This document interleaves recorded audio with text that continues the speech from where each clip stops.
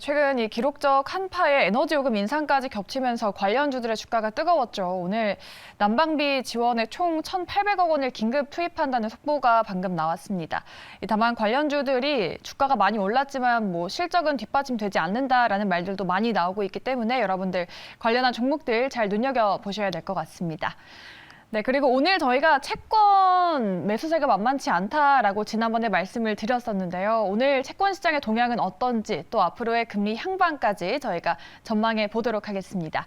오늘은 이베스트 투자증권의 우혜영 연구원 모셔보도록 하죠. 연구원님 안녕하십니까? 안녕하세요. 네, 요즘 워낙 채권 투자자가 많아져서 이제는 주린이 말고 체린이라고 불리는 분들이 많아졌다라고 하더라고요. 오늘 연구원님의 많은 의견들 기대를 해보도록 하겠습니다. 네, 저희가 여러 가지 질문들 여쭤보도록 할 텐데요. 먼저 화면 통해서 주제 3가지 먼저 만나보시죠. 네, 이번 주에 올해 첫 FOMC가 열립니다. 베이비 스텝이 나올지 또 앞으로의 인플레 둔화에 따라서 글로벌 긴축 사이클이 정점을 찍었는지에 대해서 자세한 분석 들어보도록 하겠습니다. 네, 이번 주 올해 첫 FOMC가 열립니다. 지난달에 빅스텝을 밟았고 이제는 베이비 스텝으로 보폭을 조금 줄이지 않을까 많이들 전망을 하죠. 연구원님도 0.25% 인상에 동의를 하십니까? 네, 저 역시도 25bp 인상에 대한 전망을 하고 있는데요. 그래서 아무래도 연준에서 이미 12월 달 FOMC에서 인상폭을 한 차례 조정을 하였죠. 그죠? 근데 12월 FOMC 의사록을 보시면 인상 조정을 한 배경이 사실상 확인이 됩니다. 지금 상황에서 이제 연준이 달성하고자 하는 최대 고용과 물가 안정을 달성하기 위해서는 사실상 좀 조정이 필요하다라고 판단을 하고 있는데 그 이유는 이제 과잉 긴축과 과소 긴축 간의 리스크 관리 측면에서 사실 조정이 필요하다는 얘기를 하고 있는 것 같습니다. 과소 긴축이라고 하면요, 조금 덜 긴축적으로 움직여가지고 향후에 물가를 잡기 위해 더 큰 비용이 들 수 있는 리스크고요. 과잉 긴축이라고 하면 과도하게 인상을 해서 불필요한 경제의 위축을 가져올 수 있는 리스크입니다. 이 두 가지의 좀 리스크 관점 측면에서 이제는 조금은 인상을 미세 조정하는 측면에서 가져가야 된다라고 평가를 하고 있는 거고요. 지난 한 해 동안 22년도에는 연준에서 굉장히 빠르게 금리를 인상을 했죠. 그럼에 따라서 충분히 긴축적인 수준 에 근접해 오고 있다는 평가를 내리고 있습니다. 물론 아직은 충분히 긴축적인 그 레벨은 아니지만 매우 긴축적인 수준에 이미 금리를 올려놨기 때문에요. 이제는 경기가 어떻게 흘러갈지, 물가가 어떻게 흘러갈지에 따라서 조금씩 인상을 더 해야 될지, 조금 언젠가 멈춰야 될지 좀 판단해야 되는 시점이다라고 판단하고 있습니다. 네. 이렇게 연준이 급격하게 금리 인상을 한 덕분에 12월에 연준이 되게 눈여겨보고 있는 지표죠. PC 가격 지수가 상승폭을 축소했습니다. 작년에 이제 전 세계를 강타했던 인플레가 이제는 조금 정점을 찍고 둔화하는 추세로 접어들었을까요? 그렇죠. 물가 같은 경우는 작년에 이미 좀 고점을 형성을 하고 계속해서 상승률이 둔화가 되고 있는 흐름인데요. 그러니까 지난주에 발표된 PC 물가만 보더라도 헤드라인이 5.5에서 5.0%로 하락을 했고요. 코어 물가, 코어 PC 같은 경우는 4.7에서 4.4로 좀 둔화가 됐습니다. 다만 문제가 되는 부분들은요, 이제 좀 재화도 그렇고 내구재도 그렇고 굉장히 중요하긴 합니다만 최근에는 서비스 물가에 대한 우려감이 조금은 남아있는 상태입니다. 특히 주거비를 제외한 근원 서비스 물가 상승률 자체는 계속해서 견조하게 물가가 흘러가고 있기 때문에 결국에는 이 서비스 물가가 언제쯤 상승률이 좀 빠질까, 빠르게 둔화가 될까가 좀 관건인 것 같고요. 물론 서비스 물가 자체만 보더라도 에너지, 서비스 쪽의 에너지 물가라든지 그쪽에 대한 물가가 빠지면서 서비스 물가도 일부 둔화가 되긴 했습니다만 그걸 제외하고 나머지 좀 물가 측면, 서비스 물가 측면에서는 아직은 견조하게 흘러가고 있다는 문제가 있기 때문에 뭐랄까요. 고점을 찍고 빠지고 있다는 데는 다 동의를 할 수 있을 것 같고요. 그다음에 연내 1년 흐름을 보더라도 연초보다는 연말 갈수록 물가가 빠질 거다라고 생각하는 것도 사실은 무리가 없을 것 같아요. 당연히 에너지라든지 식품 가격들이 엽기적으로 확인이 되면서 물가를 굉장히 빠르게 둔화를 시킬 수 있을 거다라는 뷰가 너무나 우세하긴 한데요. 사실 그러한 흐름, 이제 에너지라든지 식품 가격들이 굉장히 빠르게 하락을 해가지고 물가를 둔화시킬 수 있는 시점은 상반기에 좀 몰려있다라고 분석을 하고 있습니다. 그럼 2분기 중으로 확인이 되는 물가 상승률의 둔화 속도가 굉장히 빠를 수 있다는 생각은 하고 있습니다. 그럼에 따라서 일각에서는 특히 월가나 우리나라에서 있겠죠. 일각에서는 디플레이션에 대한 우려, 까지도 확인이 될 수 있겠습니다만 오히려 상반기가 지나고 하반기에 진입을 하고 나서부터는요. 1분기나 2분기에 물가가 빠지는 속도보다는 더딜 수 있다. 왜냐하면 앞서 말씀드렸던 것처럼 근원 서비스 물가가 굉장히 견조하게 버티면서 물가가 빠지는 속도를 좀 방해할 수 있다는 점을 생각을 하고 있습니다. 그럼 말씀드렸던 것처럼 오히려 연초보다는 연말 갈수록 물가가 빠지긴 빠지겠지만 네. 오히려 3분기 지나고 4분기 가면 갈수록 물가가 더디게 빠지는 흐름들, 오히려 뭐 일부 월에 대해서는 물가가 조금 다시 반등할 수 있다는 시각이 좀 있고요. 그다음에 월가나 또는 미국 경제 회의, 그러니까 학회 이런 데서 나오는 얘기들이요. 올해 말에서 내년 초에 물가가 다시금 반등할 수 있다라는 뷰가 나오고 있습니다. 그럼 그러한 뷰가 뷰로 끝나는 게 아니라 실제로 확인이 된다라고 한다면 연준 입장에서는 물가가 빠지긴 빠지지만 이게 물가 목표 수준이 2%를 크게 상회하는 수준일 거다라고 판단을 하고 있어서 여전히 물가 레벨 자체는 연준에서 기준금리를 인하하기엔 좀 부담스러운 레벨일 거다라 전망을 하고 있습니다. 아, 사실 인플레가 정점을 찍었다는 인식이 나오면서 정말 전 세계적으로 이 중앙은행의 금리 인상 사이클이 종료되지 않을까 하는 기대감이 컸고 또 캐나다도 처음으로 금리 인상 중단을 시사를 했었잖아요. 그래서 캐나다를 시작으로 선진국들의 금리 인상 사이클이 끝나지 않을까 싶었는데 그런 부분에 대해서는 좀 어떻게 전망하세요? 그러니까 이게 금리 인상이 끝나냐 음. 내지는 금리 인상이 끝나는 것이 이게 완한가라고 예. 또 평가가 갈릴 것 같긴 한데요. 지금 상황에서는 금리 인상을 멈추더라도요. 그 레벨을 유지하는 것 자체로 충분히 긴축적이다라고 평가를 하셔야 될 것 같아요. 그러니까 추가적으로 긴축, 그러니까 금리 인상을 가져가지 않더라도 네. 높여놓은 높은 수준의 기준금리를 유지하는 것 자체도 긴축의 정책이다라 보셔야 될 것 같고요. 그다음에 앞으로 우리가 보는 경제 상황들이 뭐 일각에서는 뭐 하반기 가면 갈수록 상반기에 경기가 둔화됐다가 네. 반등하는 모습들을 그리고 있긴 합니다만 물가 레벨이 떨어질 거고 성장률 레벨이 떨어질 거다라는 점을 고려하시면 작년과 재작년에 봤던 우리가 생각하는 중립금리의 레벨 자체가 바뀔 겁니다. 그러니까 재작년과 작년 같은 경우는 성장도 굉장히 높게 나왔고 네. 물가도 높았었죠. 그럼 결국에는 물가를 잡기 위해서 금리를 올려야 되는 그 명목 중립금리라고 하는 레벨 자체도 같이 올라갔을 겁니다. 이제 앞으로 제가 말씀드렸던 것처럼 물가가 빠지고 성장이 빠지면 당연히 이 명목 중립금리가 떨어질 거고요.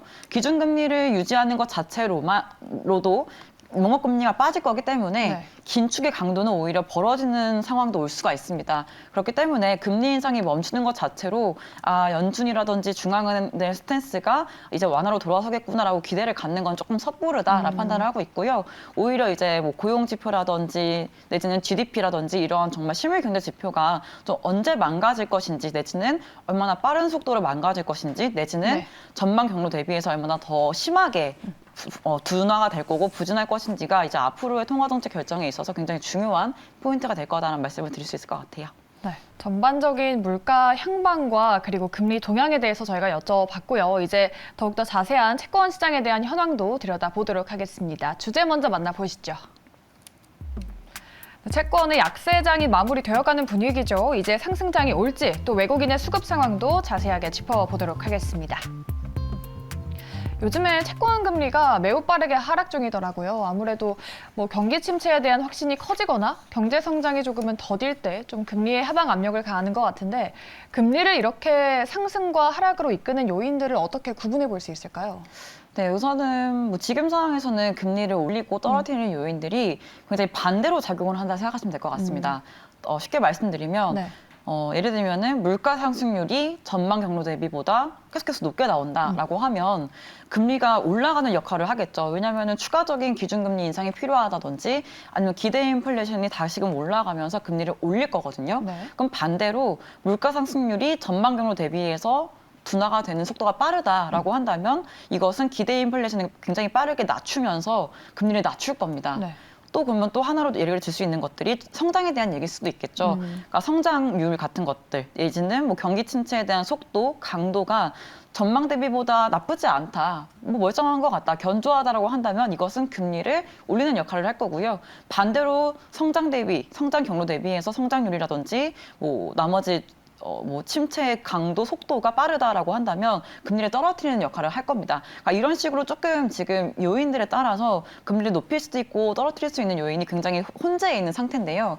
제가 생각했을 때 1분기 같은 경우는 좀 어디가 우세할까? 금리가 네. 떨어지는 게 좀 더 우세할까? 좀 올라가는 게 우세할까라고 우세할까? 판단을 했을 때 1분기 중으로 조금 기대할 만한 부분이 조금 있습니다. 뭐가 있냐면 첫 번째로는요. 그 연중에 국고채 발행하는 비중이요. 1분기의 발행 비중이 작년 대비보다 줄어드는 계획에 있습니다. 그러면 수급 측면에서는 오히려 공급이 조금 부담이 줄어들면서 그쵸. 오히려 국고채 금리 측면에서는 하방 압력을 키울 수 있다. 공급이 조금 덜 나오는 구간이기 네. 때문에 금리를 떨어뜨릴 수 있다라 생각을 할 수 있고요. 두 번째로 좀 금리의 하방 압력으로 작용할 수 있는 요인이 하나가 뭐냐면요. WGBI라고 해서요. 네. 그 세계 국채 지수가 있습니다. 예. 거기에 우리가 지금 와치리스트에 들어가 있는 상태인데요. 거기에 편입이 될지 말지가 올해 3월 말에 있는 보고서, 이제는 9월 말에 있는 보고서에 이제 발표가 됩니다. 만약에 3월 말에 공개가 되는 WGBI 그 보고서에서 편입이 된다라고 하면요. 예. 이제 글로벌 패시브 자금들이 이제 그 지수에 좀 추정하는 자금들이 들어올 거다라는 기대가 있고요. 실질적으로 편입이 된다라고 하면 대략적으로 한 2% 정도 우리나라 채권 시장을 감안했을 때 2% 정도 편입이 된다라고 하거든요. 그러면 WGBI 추정하는 자금의 2% 정도의 자금이 우리나라로 들어온다. 외국인 자금이 들어온다라고 하면 그만큼 이제 우리나라에 대한 좀 글로벌리하게 투자의 매력도가 높아질 수 있는 하나의 요인이 될 수가 있어서 1분기 중으로 조금 금리를 떨어뜨릴 수 있는 요인이 될 수 있다라고 평가할 수가 있을 것 같습니다. 네. 금리 상하방 요인이 혼재하지만 불확실성이 일부 좀 해소되는 만큼 금리 하방 요인이 소폭 우세하다라고 코멘트를 해주셨습니다. 요즘에 대내외 통화정책 전망을 바탕으로 해서 뭐 국고채 금리들이 고점을 확인한 듯한 움직임을 보여주고 있는 것 같은데 최근의 채권 시장 동향은 좀 어떨까요? 이제 약세장이 마무리되어가는 분위기입니까? 우선은 뭐 말씀해주신 것처럼 통화정책 측면에서는 네. 조금은 멈출 거다라는 인식이 강한 것 같습니다. 특히 한국 같은 경우는 지난 1월달 금통위를 기점으로 해가지고 마지막 금리 인상이었지 않았을까라는 인식이 굉장히 강해졌고요. 지난 1월 18일엔 또 이제 이춘용 총재가 네. 외신 기자 간담회에서 기준금리가 좀 높아질 만큼 높아졌다. 그리고 만약에 어떤 사람들이 3.75%로 전망을 만들어 놓은 사람이 있었다라면 네. 조정을 했을 것이다라는 언급을 했습니다. 좀 다소 비둘기파적인 언급을 하면서 오히려 좀 채권 시장 측면에서는 강세 요인을 작용을 했는데요. 이제 당연히 그러한 멘트를 좀 했기 때문에 2월달 금통위에서 무리 없이 금리 동결 결정이 나온다라고 하면 시장에서는 추가적으로 이젠 금리 인상이 멈췄구나라는 인식이 강해질 것 같고요. 우리나라 금통위 앞서서 FOMC가 먼저 있습니다. 뭐 네. 당연히 다음 주에 또 FOMC가 있고 한국은행 금통위 같은 경우는 2월 말에 있기 때문에 좀 시차가 있긴 합니다만 2월달 초에 발표되는 연준의 FOMC에서 기준금리를 25bp 인상을 한 다음에 뭔가 좀 이제 3월달이라든지 5월달 인상이 끝나면 이제 연준 역시도 조금은 신중하게 결정을 할 거다라는 스탠스가 만약에 나온다라고 하면요. 네. 미국채 금리 역시도 조금 힘을 받고 떨어지려는 힘을 받고 빠질 수가 있다는 판단을 하고 있습니다. 그럼 미국채 금리가 빠지는 모습들 내지는 우리나라 국고채 금리 역시도 뭐 한국은행 금통위 반영하면서 빠졌던 부분들이 계속해서 작용을 하면서 오히려 금리가 추가적으로 세게 올라올 만한 힘이 크지 않지 않을까에 대한 생각을 하고 있고요. 그럼 당연히 우리나라 채권 시장 측면에서는 약세장에 다시금 오기가 어려운 장이지 않을까라는 말씀을 드리고 있습니다. 다만 좀 우려가 되는 부분들은요. 최근에 이제 BOJ, 일본의 중앙은행들이 통화정책 측면에서 정상화를 해나가는 움직임들에 대한 기대감, 우려감이 남아 있고요. 그다음에 미국 내에서는 그 부채한도 이슈가 있죠. 이 네. 부채한도 이슈가 생각보다 빠르게 해결이 되지 않는다라고 하면은 추가적으로 금리를 올릴 수 있는 요인으로 조금 리스크가 남아 있습니다. 근데 그게 좀 무리 없이 만약에 지나간다라고 한다면요. 제가 생각할 때는 1분기 같은 경우는 조금 금리가 하향 안정이 되는 구간이지 않을까라 생각을 하고 있습니다. 네. 최근에 외국인의 원화 채권 보유 잔고가 작년 말보다 5조 원 이상 줄어들었다고 합니다. 좀 규모가 많이 줄어든 것 같은데 아무래도 달러화 가치가 떨어지면서 포트를 조금 조정을 하는 건지 아니면 외국인들이 정말 추세적으로 이탈을 하는 건지 여기서 추가적으로 외국인의 채권 매도가 나타날까요? 지금 상황에서는 좀 희한한 그림이요. 네. 현물 시장에서는 외국인들이 굉장히 많이 순매도를 했던 그죠. 모습이 나타났었고요. 반면에 채권 선물 시장에서는 외국인들이 샀습니다. 그러니까 이러한 흐름들을 보면은 왜 지금 현물 시장에서 외국인들이 순매도세를 보였을까? 사실 뭐 규모 측면에서는 뭐 지난주 기점으로 봤을 때 우리나라 이제 원화 채권을 가지고 있는 외국인들의 보유 규모가요 한 233조 원 정도가 됐습니다. 근데 그게 문제가 됐던 게 어떤 거였냐면 작년 12월 말 기준으로 봤을 때 보유 잔고가 238조 원 정도가 됐었거든요. 네. 그러니까 5조 원 이상 좀 감소를 했던 부분이 있었던 거죠. 그러니까 이게 뭐 재투자를 안 했다든지 아니면 정말 팔고 나갔다든지 뭐 여러 가지 이유가 있었겠지만 규모 자체로 봤을 때 보유 잔고가 5조 원 이상 감소한 건 맞고요. 연초에부터 해가지고 지난주 기점으로 봤을 때 외국인들이 3조 원 규모의 순매도세를 보였습니다.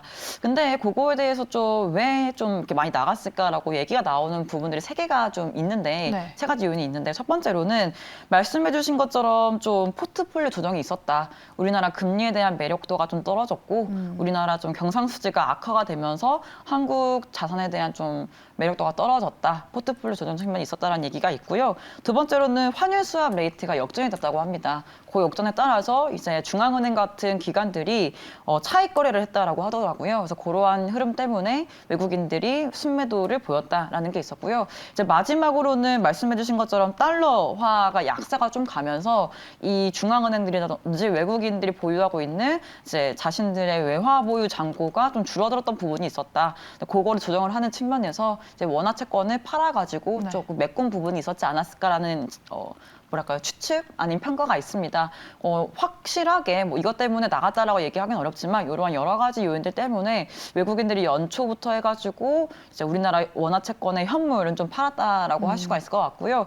다만 이제 앞으로 이러한 흐름이 이어질까라고 한다면 글쎄요. 지금의 금리의 전망 자체는 이제 연초 대비해서 연말로 갈수록 금리가 상고하저의 흐름이 나타날 가능성이 매우 높다라고 평가가 되고 있고요. 그다음에 추가적으로 우리나라 한국은행 같은 경우는 기준금리 인상이 멈췄다라는 인식이 강한 상태고요. 네. 그다음에 아까 제가 말씀드렸던 것처럼 WGBI 있죠. 그 외국 그 세계 국제 지수 거기에 우리나라가 편입 된다라고 한다면 예. 뭐랄까요 외국인들의 좀 매력도가 다시금 살아날 수 있다라고 생각을 하고 있어서 연초에 나타났던 외국인들의 현물 매도세가 계속해서 연중 이어질 가능성보다는 다시금 조금 우리나라 원화 채권을 사들이는 흐름들이 나오지 않을까라는 기대를 하고 있습니다. 네. 금리 상고하저를 전망을 해주시면서 현물 시장에서 외국인 투자 자금의 이탈이 추세적으로 발생할 가능성은 낮다라고 전망을 해주셨습니다. 이렇게 오늘 연구원님과 함께 대내외 금리 인상 기조에 대한 전망과 함께 최근 채권 시장 동향까지 들여다봤습니다. 많은 도움 얻어 가셨길 바라겠고요. 오늘 함께 하셨던 분은 이베스트 증권의 우혜영 연구원이었습니다. 여기서 보내드리도록 하죠. 오늘 자세한 말씀 고맙습니다. 감사합니다.